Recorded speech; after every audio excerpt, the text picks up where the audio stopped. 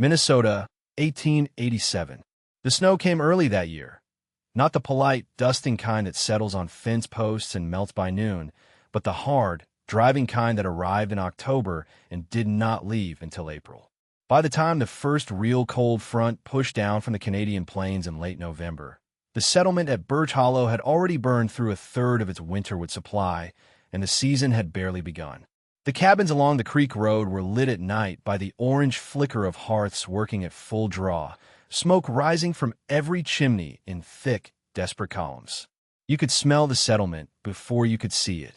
Pine resin, green oak, the acrid bite of wet bark that never quite dried before it was thrown on the fire. The neighbors burned constantly, feeding their hearts the way you feed a sick animal, with urgency, with anxiety, with a nagging feeling that no matter how much you gave, it would never be enough. And then there was the cabin at the end of the road. No smoke, or almost none, a thin, pale wisp that appeared for a few hours each morning and then vanished entirely, leaving the chimney cold and silent while every other stack in the hollow poured gray clouds into the winter sky. From the outside, the cabin looked abandoned, the kind of place you'd approach carefully, half expecting to find frozen tragedy inside. But inside it was warm, not the roasting, face-scorching warmth of a cabin with a fire blazing 4 feet from where you stood. Something steadier, something that came up through the floor itself, radiating from the boards beneath your feet with a slow, even heat that filled the room from the ground up. You could sit on the floor in your stockings. You could set a tin cup of water on the planks, and it would stay warm for an hour. The walls held no drafts because the heat didn't rise and vanish through the ceiling the way fireplace heat does. It spread laterally, filling the low space where people actually lived and breathed and slept. Her name was Soo-Yeon, though the neighbors along the creek road had shortened it to Sue, the way settlements do with names that feel unfamiliar in the mouth. She had come to Minnesota by way of a longer journey than most. Born in a village in the southern part of the Korean peninsula, she had traveled first to Manchuria with her family as a young woman, then west, and then east again through circumstances that are their own long story, arriving eventually in St. Paul in 1881 with her husband, Eli, a Norwegian-born carpenter who had married her in Vladivostok and brought her across the Pacific with the same quiet, practical certainty with which he approached every other problem in his life. Eli had built the cabin at Birch Hollow in 1883. He was good with timber, precise with a plane, and he had listened carefully when Soo-Yeon described what she wanted the floor to look like from underneath.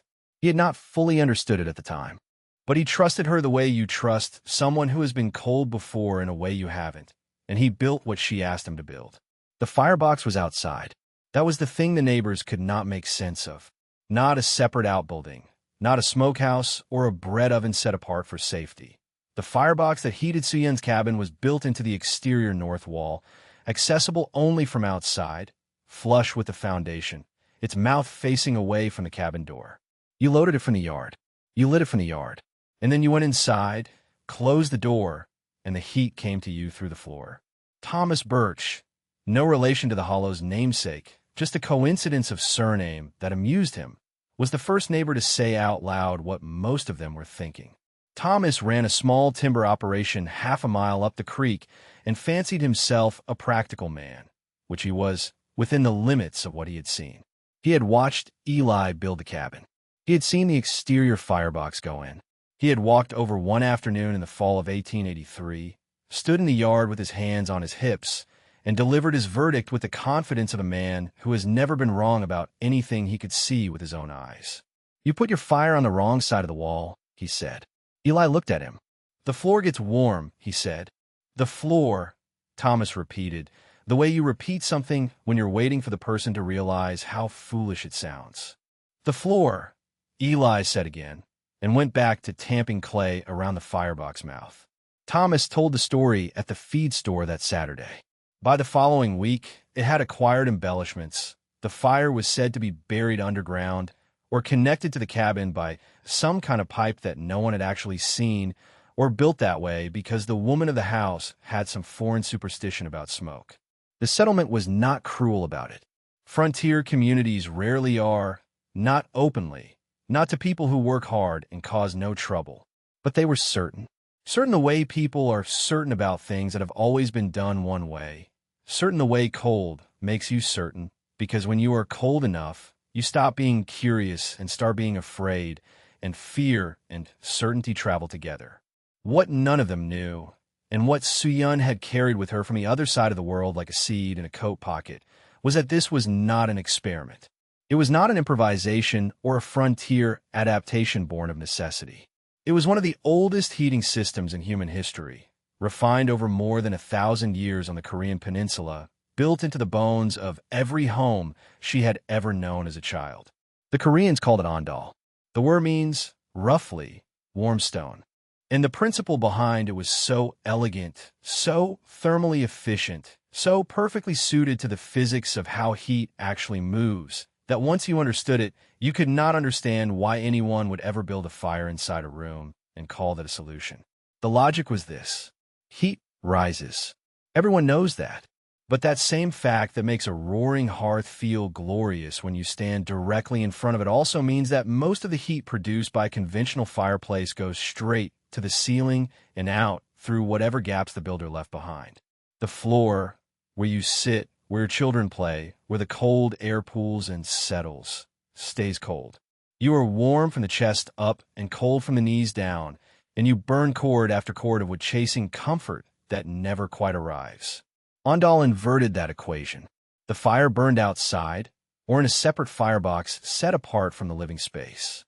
The hot gases and smoke it produced did not rise freely into a chimney.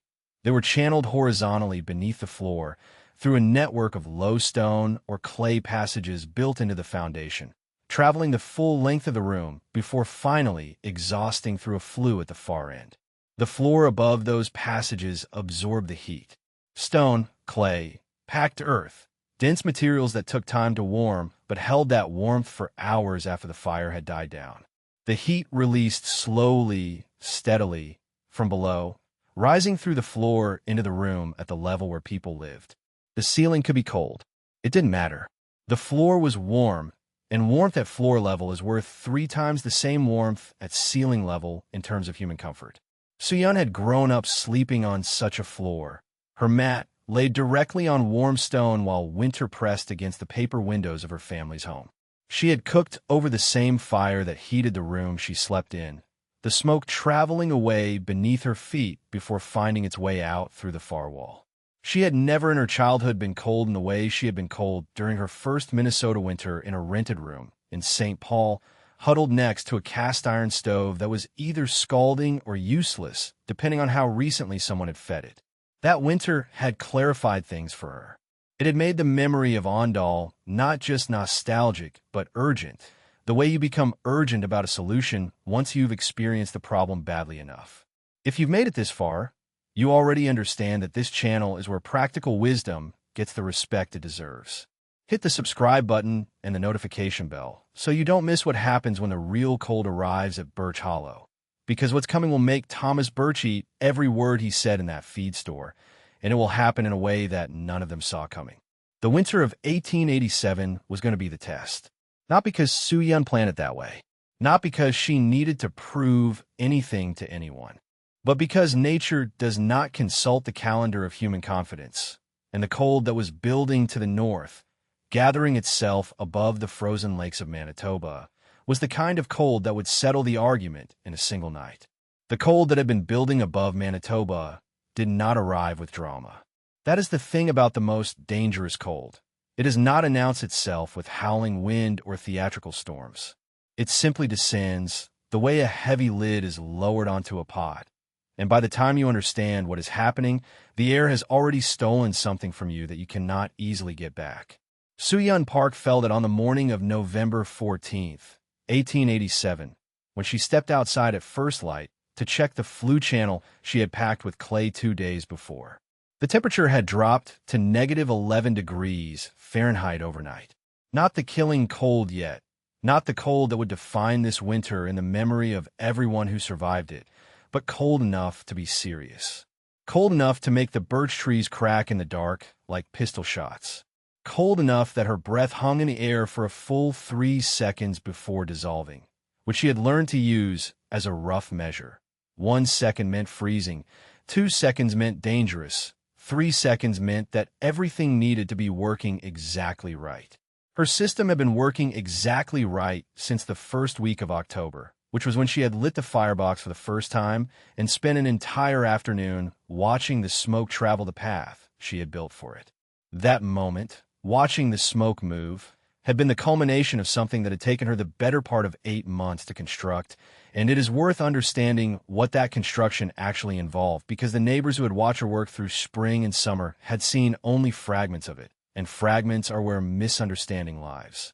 The firebox itself sat roughly 12 feet from the cabin's eastern wall, built from field stone she had hauled from the creek bed over the course of 3 weeks in April. It was low to the ground, deliberately so, with a combustion chamber roughly 2 feet wide and 18 inches tall, small by the standards of any conventional fireplace, but the size was intentional. A smaller chamber forced the fire to burn hotter and more completely, extracting more heat from less wood, and it was the heat she needed to transfer, not the flames. The mouth of the firebox faced east, away from the cabin, so that she could load and tend the fire from outside without ever needing to bring smoke or ash or the management of combustion into her living space.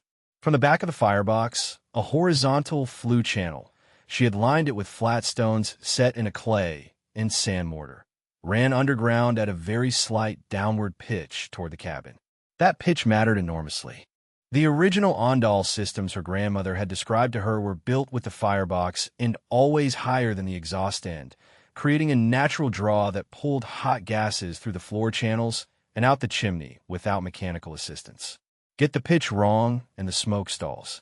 Get it right and physics does the work for you, the same way it has done the work in Korean homes for somewhere between 2,000 and 3,000 years, depending on which dynasty you're counting from. The channel entered the cabin beneath the eastern wall through a gap she had sealed with clay on all sides, and from there it branched, not evenly, which had been her most careful calculation. She had given more channel length to the area beneath, where she slept and where she sat in the evenings, and less to the area near the door, because the door would lose heat regardless, and there was no wisdom in trying to heat the air that was constantly being replaced. What she was heating was not air. That was the fundamental insight that her neighbors had never quite grasped when they watched her work. She was heating mass. She was heating the stones and the packed earth and the clay floor itself. And once that mass was warm, it would stay warm for hours after the fire had burned down to nothing, releasing its stored heat slowly and steadily into the room above it, the way a river releases warmth into the air above it on a cool autumn morning. The channels ran beneath a floor she had constructed from flat stones set in clay, smoothed to as even a surface as she could manage, and then covered with woven reed mats she had made herself over the winter before, working by lamplight in the evenings when there was nothing else to be done. The mats served 2 purposes.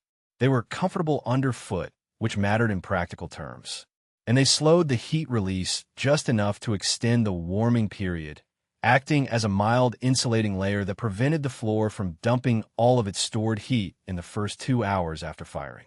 The exhaust chimney rose from the far western wall of the cabin, drawing the spent gases up and out after they had surrendered as much of their heat as possible to the floor channels. By the time the smoke reached the chimney, it was cooler than any fireplace smoke in Birch Hollow, which was why the chimney itself was narrower than what any local mason would have recommended. A narrower chimney for cooler exhaust. That had been another point of quiet ridicule.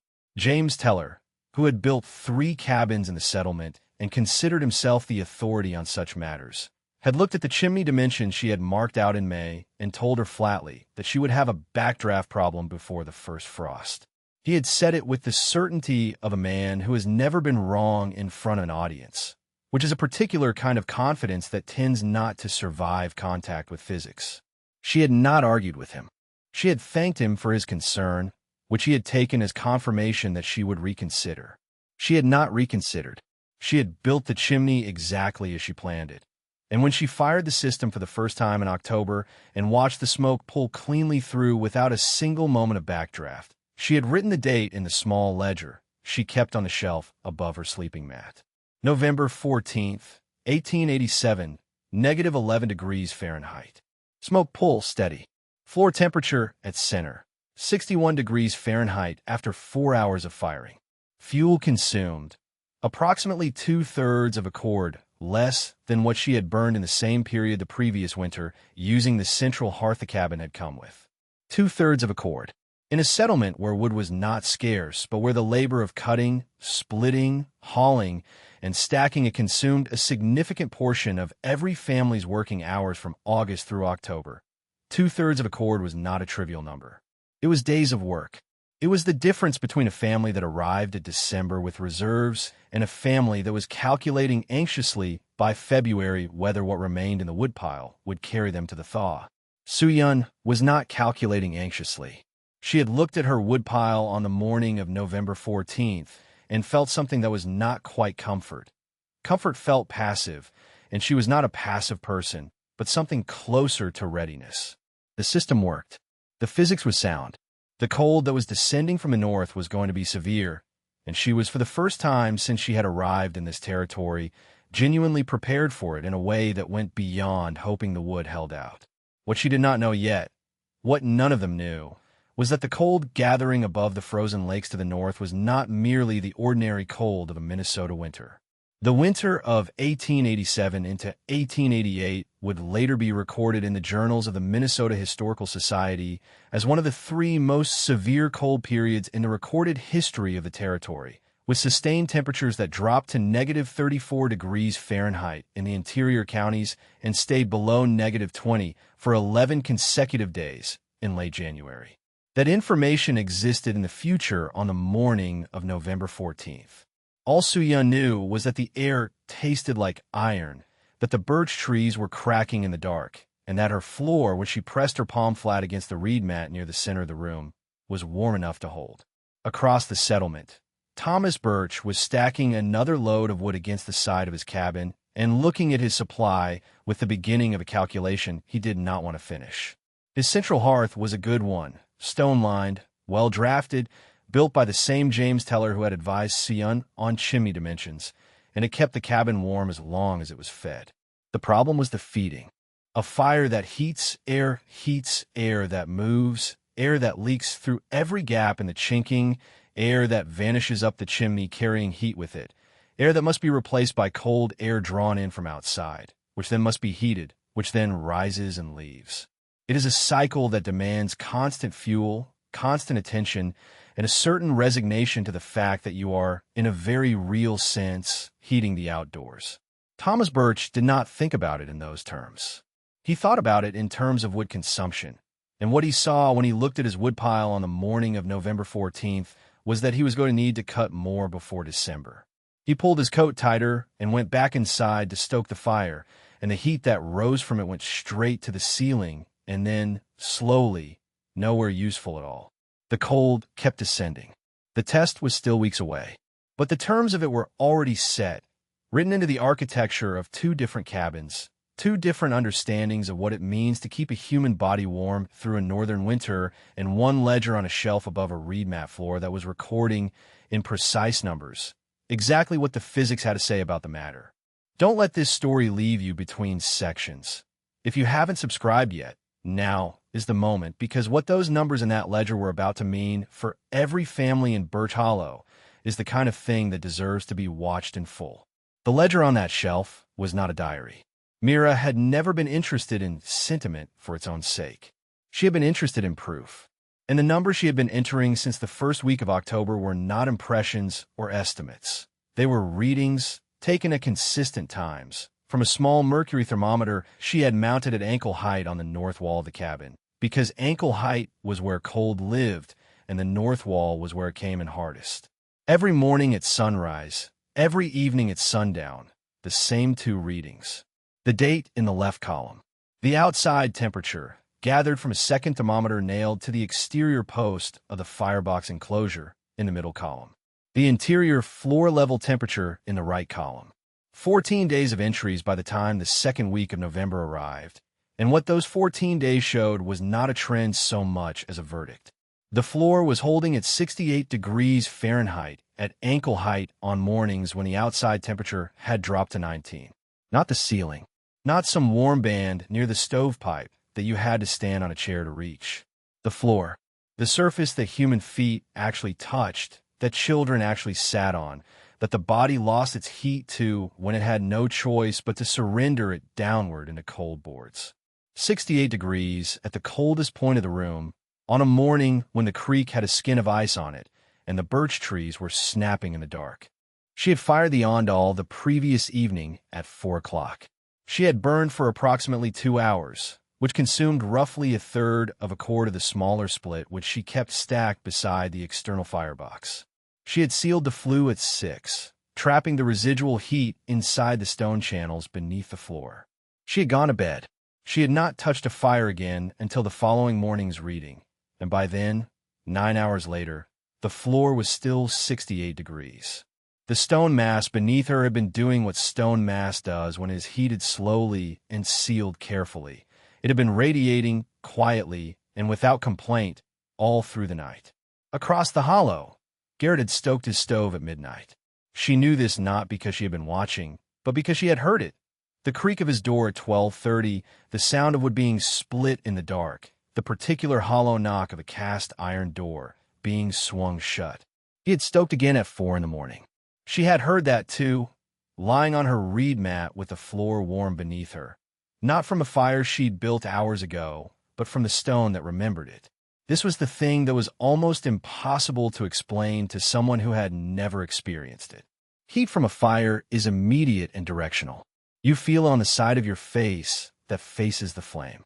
You do not feel on your back. You do not feel it at your feet unless you put your feet very close to the source, at which point your face becomes uncomfortably hot. The heat moves upward because that is what heat does in air. It rises, it stratifies, it pools at the ceiling where no human being has any use for it.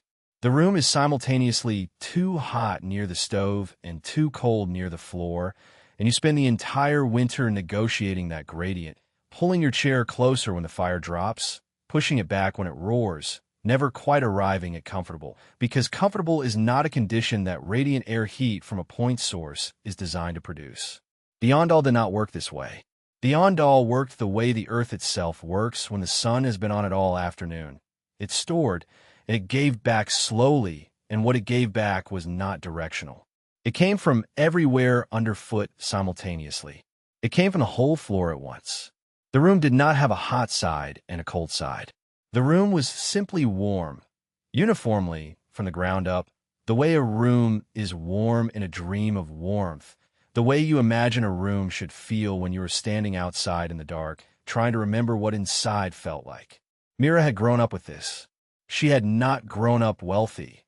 Her family's home in the province had been modest, the ondol channels narrow, the stone not always the best quality.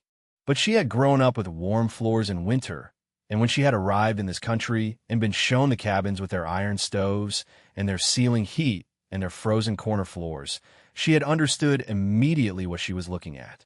She was looking at people who had never been taught. Not foolish people, not lazy people. People who had simply inherited one answer to the problem of winter and had never been given access to a different one. The building of her system had taken the better part of September. The channels beneath the floor were the critical element. She had dug them herself, 3 parallel runs of approximately 8 inches wide and 6 inches deep. Lined with flat stones, she had carried from the creek bed over the course of 12 separate trips with a hand barrow. The mortar between the stones was a mixture she had tested twice before committing to the main channels, because a crack in the channel lining meant smoke beneath the floorboards, and smoke beneath the floorboards meant a different kind of problem entirely. The external firebox sat on a stone pad she had constructed against the north wall of the cabin, slightly below the level of the cabin floor, so that heat and smoke would be drawn upward and inward through the channels by the natural physics of convection before exiting through the chimney stack at the far end. The chimney was on the south wall. The firebox was on the north. The heat traveled the full length of the cabin before it left. She had consulted her mother's instructions, written in a letter that had taken 4 months to arrive, and that she had read so many times the paper had gone soft at the folds. The letter described the proportions her mother remembered from the house she had grown up in, the approximate ratios of channel width to stone thickness, the importance of a slight upward grade in the channel floor so that condensation would drain back toward the firebox rather than pooling in the middle. Her mother had not been an engineer. Her mother had been a woman who had watched her own mother build and maintain such a system for 40 years, and who had written down what she remembered with the particular precision of someone who understood that the details were not decorative. The details were the difference between a floor that worked and a floor that smoked. Mira had made one modification her mother had not described. She had added a secondary damper at the point where the channels met the chimney stack, a flat stone slab on a pivot, controlled by a wire that ran up through the floor near the south wall. When she wanted to seal the system after a burn, she did not have to go outside to the firebox. She pulled the wire, the damper closed, and the heat that remained in the channels was locked in place.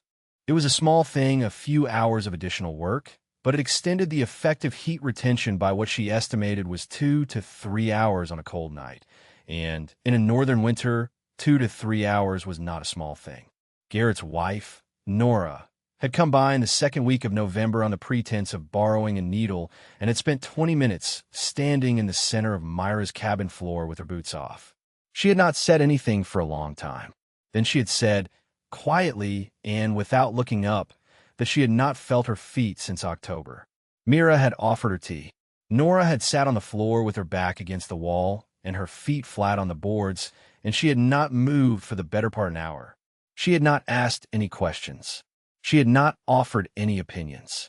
She had simply sat there, and the floor had done what the floor did, and when she finally stood to leave, she looked like a person who had been given information she did not yet know what to do with.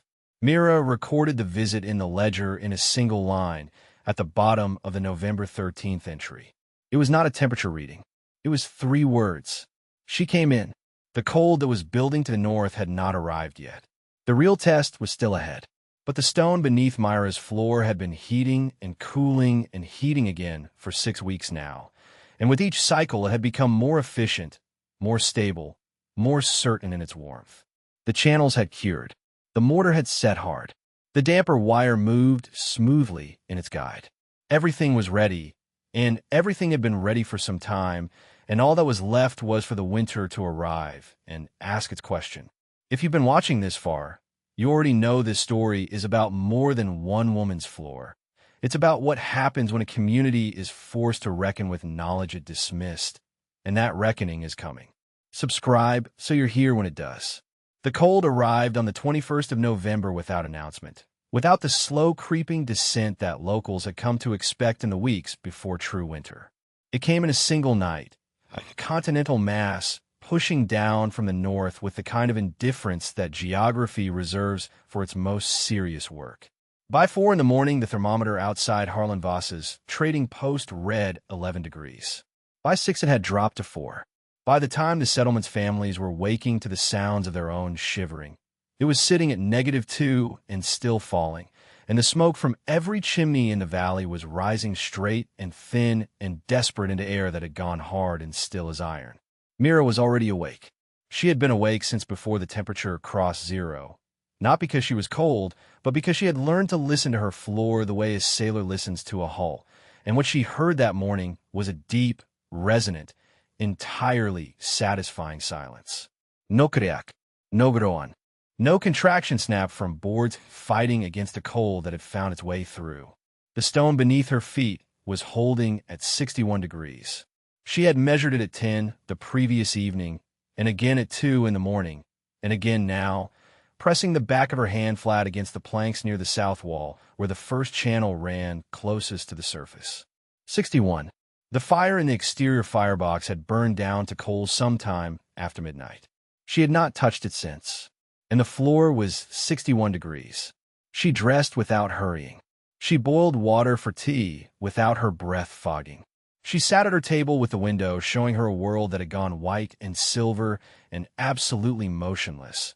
And she drank her tea and watched the smoke begin to rise from the neighboring cabins, and she felt something that was not quite pride and not quite vindication, but lived in the territory between them, patient and solid and warm. The first sign of trouble came from the Alderman cabin, 200 feet to her east. Dolph Alderman had built his place the previous spring, A good tight structure with a central hearth that every tradesman in the settlement had agreed was properly designed. His chimney drew well. His firebox was deep. He had laid in 4 cords of hardwood and considered himself prepared. What he had not accounted for, what none of them had accounted for, was that a firebox designed for 20-degree nights behaves differently when the temperature drops to -8, which is where the thermometer landed by 9 in the morning.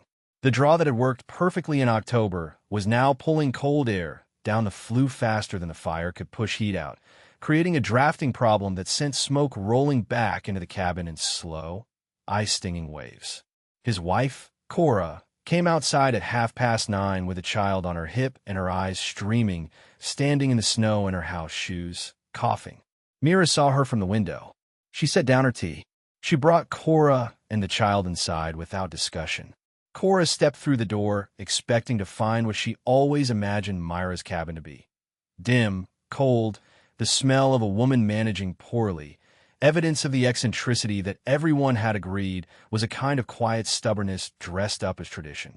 What she found instead was a room at 68 degrees, lit by a single lamp, smelling of pine tea and the faint mineral scent of warm stone. She stood in the doorway for a moment with the cold still on her coat and the child on her hip, and she said nothing. She looked down at the floor. She looked at the lamp. She looked at the small iron stove in the corner that Mira used only for cooking, and that was not, she realized, the source of the warmth she was standing in. She said, "Where's your fire?" Mira said, "Outside."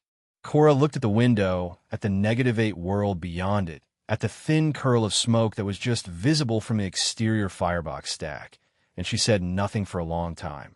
Then she sat down in the chair Mira offered her, and she put the child on the floor, and the child immediately pressed both palms flat against the warm planks and looked up at its mother with an expression of pure animal relief. That was the morning's first conversion. It would not be the last. By noon, the temperature had settled at -11 and was holding there with the particular stubbornness of a cold front that has decided it has somewhere to be and is not interested in moving. Dolph had gotten his chimney drawing again by hanging a piece of wet canvas over the top opening and adjusting the damper to a setting he'd never needed before, but the fix was temporary and everyone knew it. The fire he needed to maintain 60 degrees in his cabin was burning through wood at a rate he had not planned for, roughly a third more than his calculations had assumed, and those calculations had already been on the generous side. He was doing arithmetic in his head that he did not like the answer to. Across the settlement, variations of the same problem were playing out in different registers. Tomasz Breck, who kept a meticulous household and had installed a proper cast-iron stove the previous summer at considerable expense, found that the stove's firebox was too small for the sustained burn the cold demanded, and that he was loading it every 90 minutes through the night to keep his family from waking to frozen water pails. His wife was not sleeping. His children were sleeping in their coats.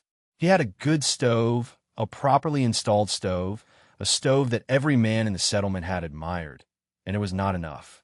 Old Fenwick, who lived alone at the north end of the settlement, and who had said more than once that Myra's outside firebox was the kind of idea that only made sense to someone who had never spent a real winter in real cold, was burning his furniture. Not all of it. Not yet. But he had fed 2 chair legs into his hearth by 10 in the morning and was eyeing the small table near the door with the expression of a man performing a calculation he finds offensive. The cold did not care about any of this. It sat on the settlement like a hand pressing down, even in absolute and without malice, which somehow made it worse. Malice you can argue with. Physics simply continues. Myra's floor, by 2 in the afternoon, had dropped 2 degrees. It was reading 59 at the south wall and 57 near the north. She had fired the exterior box at noon, a moderate load, not panicked, not excessive, the same rhythm she had maintained for 6 weeks. The stone absorbed the heat the way it always did, slowly, incompletely, the way a body absorbs warmth from a long sleep, and by 3 o'clock the readings had climbed back to 62. She noted this in her ledger with the same handwriting she used for everything else. No exclamation, no underlining, just the number, the time, and the outside temperature in the adjacent column, which now read -13. Dolph came to her door at 3:30. He came alone, without Cora, which meant he had thought about it and decided he wanted to do this without a witness.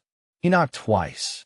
She opened the door, and he stepped inside, and the warmth hit him the same way it had hit his wife that morning, that immediate, sourceless, enveloping warmth that had no fire in it, no visible flame, no explanation that fit any framework he had ever used to understand heat.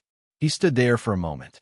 He was a practical man, not unkind, not stupid, and the thing he had said about Myra's system in October, the thing he had said to Tomasz and to Harlan and to 3 other men over coffee at the trading post, was not something he was proud of now. He had called it a peasant trick. He had said it with the particular confidence of a man who has never been wrong about something that mattered. And he had been wrong, and the floor beneath his boots was telling him so at 62 degrees. He said, "I need to understand how this works." She said, "Sit down." He sat. She poured him tea, and then she began to explain, not with the satisfaction of someone proving a point, but with the patience of someone who had been waiting a long time to be asked. If you want to be here when the settlement learns what Mira teaches Dolph that afternoon, and what it costs all of them that it took this long to ask, subscribe now. This story is far from finished. Dolph Reinhold was not a man who sat easily. His hands found the edge of the table and gripped it the way they gripped fence rails and axe handles, out of habit, out of the need to have something solid between himself and whatever came next. He had been a farmer before he was a settler, a farmer before he was a husband, and before any of that he had been a boy who watched his father lose 100 acres to a single winter, and that loss had calcified inside him into something that looked like certainty, but was really just fear wearing a harder coat. He had been certain about the fire pit. He had been certain the way men are certain when they have survived enough winters to believe that survival itself is evidence of correctness. He did what worked. What worked was a hearth inside the wall, a chimney running straight up through the roof, a fire you could see and tend and feed through the night. What worked was smoke you could smell, and heat you could feel on your face, and a flame that answered to your hand. What worked was not a hole in the ground 50 feet from your front door, with a clay channel running under your floorboards like something a child had dreamed up in summer. He had said peasant trick, and he had meant it as a diagnosis, not an insult. He had meant that some ideas belong to people who have no better options, and that people who have better options should use them. He had not considered, not seriously, that the peasant might know something the farmer did not. Mira poured the tea without ceremony. It was a dark brew, something with dried bark in it that he did not recognize, and it smelled like forest floor after rain. She set the cup in front of him and sat across the table and folded her hands and waited. He said, "The floor, how is it still this warm? It has been 2 days since you fired the system. 2 days, and the floor is still 62 degrees. She said, 63 now. It was 61 when you came in. He looked down at his boots and then back at her. She said, "The stone holds the heat." That is the whole idea. The fire is not the heat. The fire is only the beginning of the heat. What you feel under your feet right now is not fire. It is what fire left behind in 4 inches of river stone and 3 inches of packed clay. And that material does not give up what it has taken in. Not quickly, not without a fight. He said, "How long?" She said, "In the coldest weather, if I fire hard for 4 hours, I get 30 to 36 hours of floor warmth. In weather like this week, closer to 48. I fire it Monday morning. Today is Wednesday. You are sitting in Monday's fire." He was quiet for a moment. He thought about the cord and a half he had burned since Sunday. He thought about the smoke that had been sitting in his cabin like a second resident, the kind that gets into wool and doesn't leave until spring. He thought about his wife Petra waking at 2 in the morning to push another log in because the temperature had dropped to the point where the water in the kitchen pail had a skin of ice on it. He said, "The channel under the floor. How wide is it?" She said, 8 inches wide, 6 inches tall. It runs in 3 parallel passes, each one about 12 feet long, before it exits through the far wall. The smoke travels the full length of the floor before it leaves the building. By the time it reaches the exit flue, it has given up most of its heat. What comes out the chimney at the far end is not much warmer than the air outside. He said, "You are burning the smoke." She said, "I am burning the heat out of the smoke." It is not the same thing, but close enough. He had built 2 chimneys in his life. He knew how a fireplace worked. The fire burned, the heat rose, the smoke carried most of it straight out through the flue and into the sky above your roof, and you sat close to the fire because close was the only place warm enough to matter. The rest of the room was cold. The floor was always cold. You put rugs down and wore thick socks, and accepted it as the nature of winter, the way you accepted mud in spring and flies in August. He had never once questioned whether the heat had to leave that way. She stood and walked to the corner of the room and lifted a section of floorboard that he had not noticed was removable. Beneath it was the channel, and even now, 48 hours after the last firing, he could feel the warmth rising from it like breath from a sleeping animal. The stone inside was dark and smooth. River stone she had carried herself from the creek bed a quarter-mile east, stone she had selected by size and density over the course of 2 summers before she laid a single one in place. She said, "In Korea, where my grandmother's people came from, this is called ondal. The word means warm stone. They have been building it this way for more than 1,000 years. My grandmother's grandmother slept on a floor like this. Her children were born on a floor like this. The heat does not come from above, it does not come from the side, it comes from below, and the body knows the difference. You sleep better. You wake without the stiffness. The cold does not find you in the night because the floor itself is fighting it." Dolph looked at the stone in the channel. He reached down and pressed his palm flat against it, and the warmth that came back in his hand was not the sharp, aggressive heat of a fire, but something older and more patient, the kind of warmth that a body recognizes before the mind does. He said, "Why didn't you tell anyone? When you built it, why didn't you explain it?" She looked at him with an expression that was not unkind, but was not soft either. She said, "I did explain it. I explained it to Tomasz in August when he asked why I was digging a trench outside my own cabin.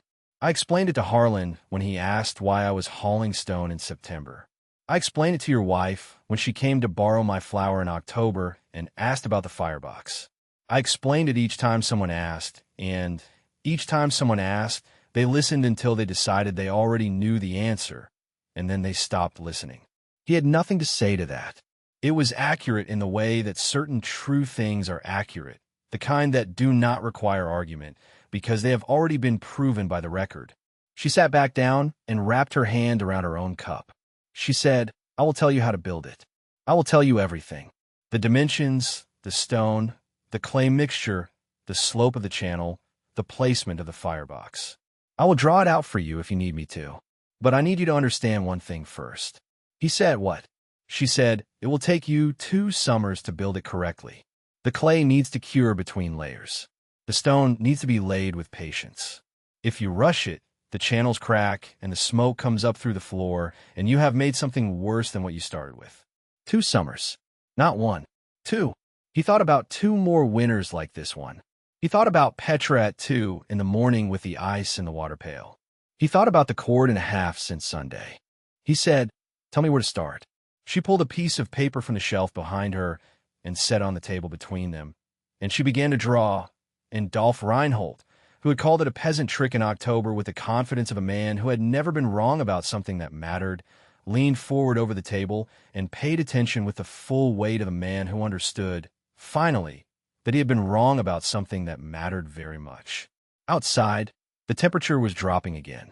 The smoke from his own chimney was visible from her window, rising in a thick pale column that meant the fire was burning hot and the flue was drawing hard, and somewhere inside that column was the heat he had paid for with his labor and his wood, rising into the sky above the settlement and dispersing into the cold air over the valley, warming nothing, warming no one gone. Her floor was 63 degrees and climbing. If you want to know what Dolph did with what Mira gave him that afternoon, and what it meant for the settlement when the next winter came, and the one after that, subscribe now. The final part of this story is the one that changes everything. Dolph did not sleep well that night. He lay in the dark with his wife's breathing steady beside him and the fire in the hearth burning down to orange coals, and he thought about channels cut into stone, about smoke traveling horizontally instead of vertically, about heat surrendering itself to mass instead of escaping upward into nothing. He thought about the clay Mira had packed into those channels, about the flat stone she had laid on top, about the way she had described the whole system not as an invention, but as a memory, something her grandmother had walked on barefoot in the cold months of a Korean winter, something so old it had no inventor's name attached to it, because it predated the habit of naming things after individuals. It was just the way warmth was done, in a place where people had been surviving brutal winters for longer than this continent had been mapped by anyone who wrote maps. He thought about the wood he had burned that winter. He kept rough figures in a ledger by the door, not because anyone required it of him, but because he was the kind of man who needed to know what things cost. 11 cords. He had burned 11 cords of hardwood between the first hard frost and the week he had sat at Myra's table, and the cabin had never once been warm enough that he could sit without a second shirt. His wife kept her boots on indoors from October through March. His youngest child had developed a cough in November that did not fully leave until April, and the settlement's physician, such as he was, had said it was the damp cold air, the kind of cold that settles low to the floor where children play and sleep, the kind that a roaring fire pushes up toward the ceiling but never quite reaches down to where small bodies spend their hours. 63 degrees. Climbing. He was at her door before the morning light was fully established, and she answered it without surprise, as though she had expected him, which perhaps she had. What he asked her was not whether she would teach him. He had understood, sitting at her table the afternoon before, that she would teach anyone who asked with genuine intention. What he asked her was whether she thought the ground beneath his cabin could support the same system, given that his foundation was different from hers, given that he had built on a slight slope and the drainage ran east to west rather than the direction her system required. He asked a technical question because he understood now that this was a technical matter and that the right way to honor what she knew was to engage it seriously. She put on her coat and came out into the cold with him, and they walked to his cabin together, and she looked at the slope and the foundation and the placement of the existing chimney, and she was quiet for a long time, the kind of quiet that meant calculation rather than doubt. Then she told him it was possible, but that it would require a longer flue run than hers, perhaps 12 feet instead of 8, and that the firebox would need to be positioned on the north side rather than the south, because of the way the slope directed cold air across the ground in the early morning hours. She told him the floor would need to come up and be rail-laid, that there was no shortcut around that part, and that the work would take the better part of 2 weeks if he had help. He said he would find the help. What followed that spring was something the settlement had not quite seen before, which was a man of Dolph's standing voluntarily dismantling something he had built with his own hands because someone had shown him a better way. There was a particular kind of pride that the settlement ran on, the pride of men who had made decisions and lived with them, who did not revisit or revise, because revisiting felt like weakness. Dolph did not share that pride, or rather, he had it, but he had something else alongside it, something that had been strengthened by watching his youngest child cough through 5 months of winter. That something was stronger than the other thing, and so he pulled up his floor. 3 other men helped him. One of them, a carpenter named Seb who had been among the loudest voices calling Myra's firebox placement foolish, showed up on the second morning without being asked a second time. He had gone home from the first day of work and described what he was seeing to his wife, and his wife had asked him a single question, which was whether their own floor could be done the same way. And Seb had not had an answer, and the absence of an answer had brought him back the next morning with his tools and his attention. Mira came every day. She did not take over the work. She answered questions when questions were asked, and she corrected errors when errors were being made, and she let the men do the physical labor because they needed to do it themselves, needed to feel the system being built under their own hands so that they would understand it well enough to maintain it and explain it and eventually replicate it without her.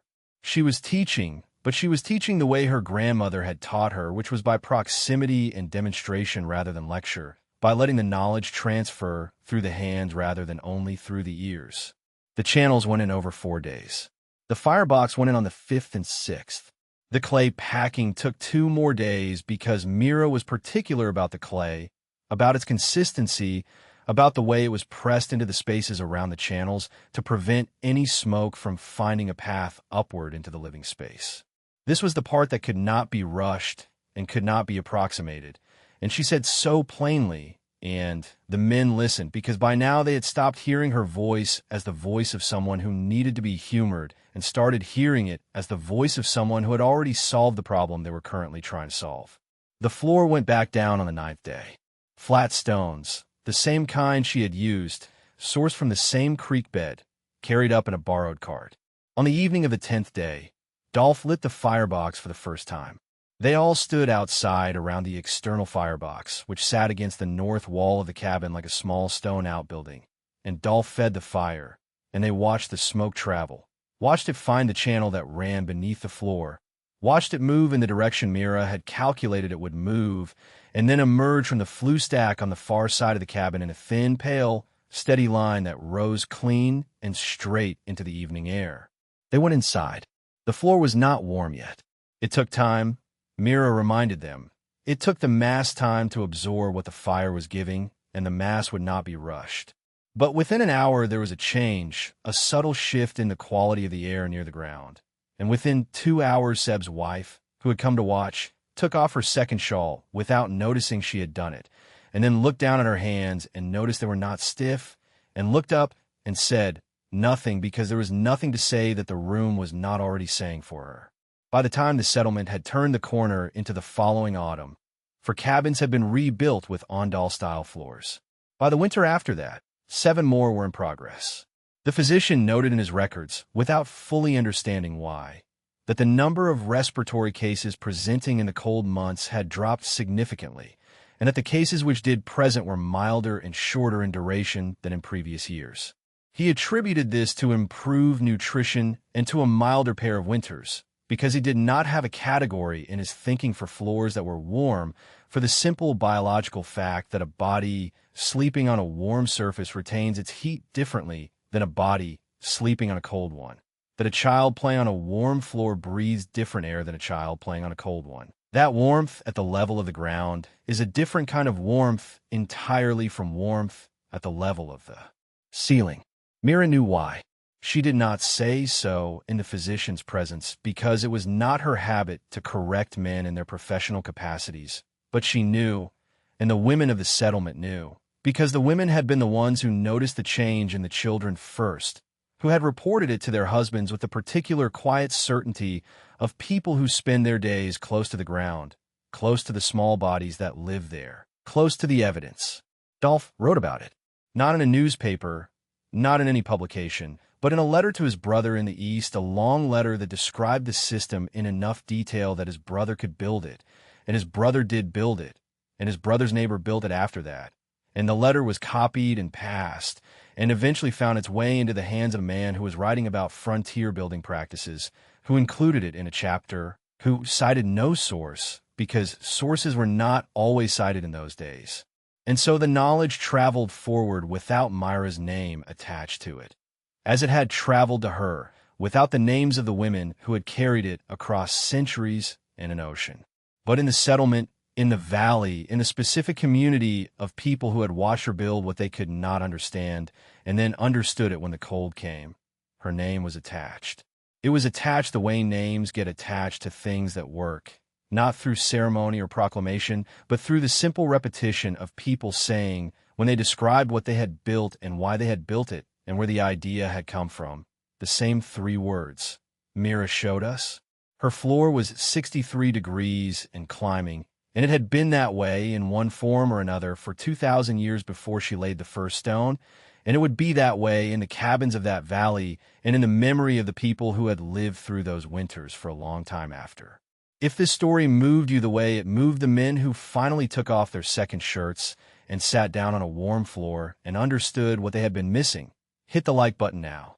And if you want more stories about the people who were called foolish before they were called right, subscribe. There are more of them than history remembers, and every one of them deserves to be heard.